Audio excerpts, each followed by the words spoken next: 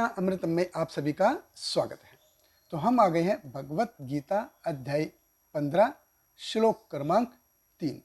पिछले श्लोक में हमने देखा कि किस प्रकार भगवान ने कहा कि जो कर्मों की जो श्रृंखला है, जो भोग की प्रवृत्ति से उजागर होती है, इस संपूर्ण जगत का मूल आधार है। और जो प्रकृति के 3 गुण हैं, ये इसके कार्य चलाने में सहायक होते हैं। इस श्लोक में भगवान इसके बारे में और अधिक विस्तार से बताते हैं। तो भगवत गीता अध्याय 15 श्लोक क्रमांक 3, भगवान कृष्ण कहते हैं, न रूपम अस्य इ तथा उपलभ्यते, न अंत न च आदि न च संप्रतिष्ठा, अश्वत्थमेनं सुविरीढ़ मूलम असंग शस्त्रेण दृढ़ेन चित्वा।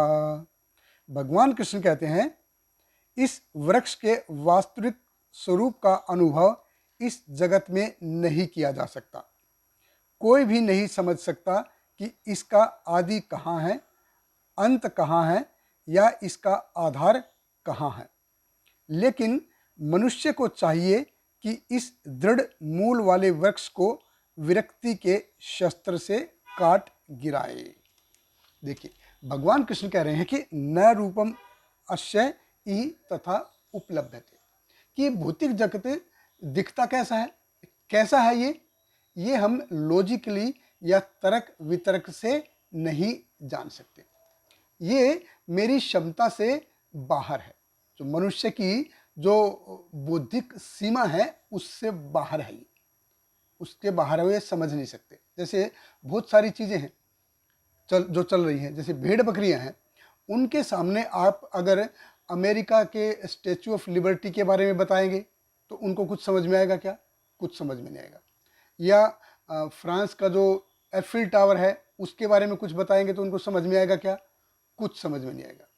या किसी चूहे को जो थिन क्रस्ट पिज्ज़ा और थिक क्रस्ट पिज्ज़ा का अंतर हम बताएंगे तो उसको कुछ समझ में आएगा क्या? उसको कुछ समझ में नहीं आएगा। तो हर एक योनि, हर एक जो प्रजाति है, उसकी समझदारी की एक स्पेसिफिक लिमिट होती है, एक सेट होता है। तो उसी प्रकार से मनुष्य जो जीवन है, मनुष्य का भी एक समझदारी की एक सीमा है, एक बाउंड्री है। इससे आगे मनुष्य समझ नहीं सकता।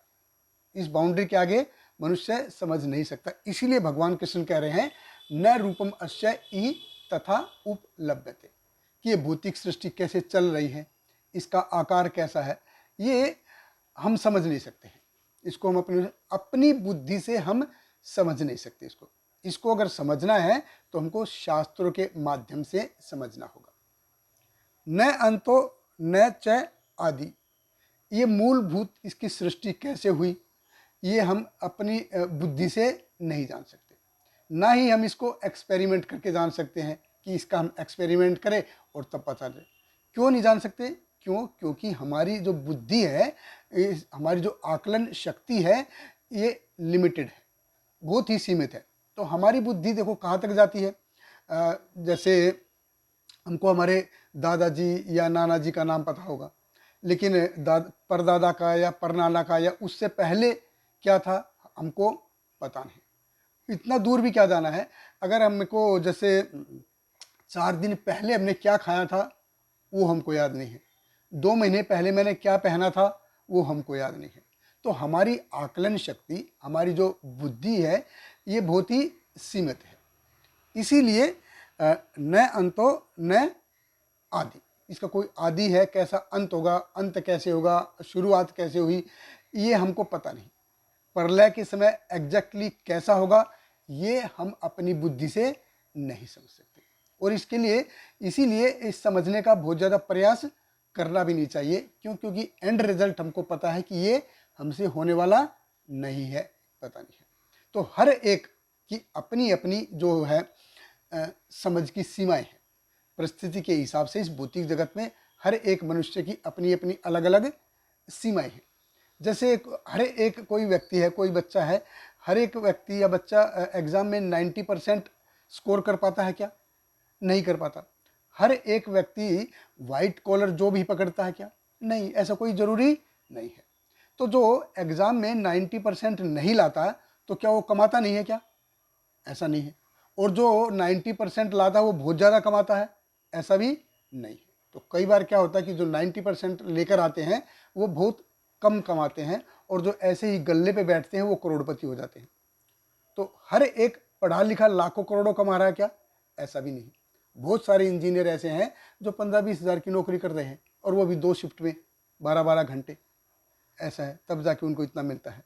तो इस भौतिक जगत में क्या है कि हर एक की अपनी अपनी पोजीशन है। पोजीशन है, जो बहुत हाई पोजीशन पे है तो उसकी इज्जत ज़्यादा है, और जैसे पोजीशन कम हो जाएगी तो हालात बदल जाते हैं। तो इस भौतिक जगत में हमको जो मनुष्य जीवन मिला है, ये भौतिक जगत का उठाव पे है, बिल्कुल टॉप लेवल पे है इसका। इसका उपयोग अगर हम इस भौतिक जगत से बाहर जाने में नहीं करेंगे तो हम वापस नीचे आ जाएंगे। तो मनुष्य जन्म मिला है, ये इस भौतिक जगत से बाहर जाने के लिए मिला है। इसलिए हमको ये समझना बहुत ज़रूरी है कि कर्मों के सिद्धांत क्या है, पुनर्जन्म के सिद्धांत क्या हैं, हम इस भौतिक जगत में दुख क्यों भोग रहे हैं, इस जन्म और मृत्यु के बंधन से कैसे बाहर निकला जाए, ये समझना बहुत ज़रूरी है। और इसके लिए भगवत गीता इसमें बहुत मदद करती है। बहुत बहुत धन्यवाद। हरे कृष्णा। श्रील प्रभुपाद की जय। Hare Krishna, Hare Krishna, Krishna Krishna, Hare Hare, Hare Rama, Hare Rama, Rama Rama, Hare Hare.